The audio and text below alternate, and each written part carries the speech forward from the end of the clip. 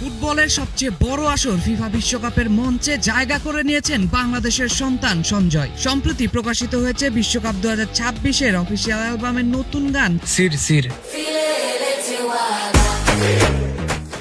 এই গানে আন্তর্জাতিক তারকা নোরা ফাতেহি ভেজে ড্রিমের সঙ্গে কাজ করছেন বাংলাদেশি আমেরিকান সঙ্গীত শিল্পী সঞ্জয়। এটি বাংলাদেশের জন্য এক গৌরবের মুহূর্ত, কারণ প্রথমবারের মতো কোনো বাংলাদেশি শিল্পী ফিফা বিশ্বকাপের অফিসিয়াল অ্যালবামে স্থান পেলেন। সঞ্জয়ের জন্ম বাংলাদেশে, ছোটবেলায় দেশ ছেড়ে যুক্তরাষ্ট্রে গেলেও নিজের শেকড়কে কখনো ভোলেননি। দীর্ঘ সঙ্গীত জীবনের পর আজ তিনি পৌঁছে গেছেন বিশ্বের সবচেয়ে বড় ক্রীড়া আসরের সঙ্গীত মঞ্চে।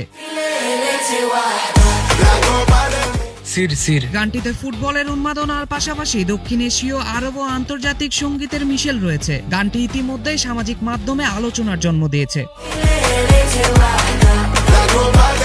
শুধু তাই নয়, সঞ্জয় বিশ্বকাপের উদ্বোধনী আয়োজনে পারফর্মও করতে পারেন বলে বিভিন্ন প্রতিবেদনে উল্লেখ করা হয়েছে, যা বাংলাদেশের প্রতিনিধিত্বকে আরো উজ্জ্বল করবে। বিশ্বকাপের মাঠে বাংলাদেশ না থাকলেও এবার বিশ্বকাপের গানে থাকছে বাংলাদেশের ছোঁয়া,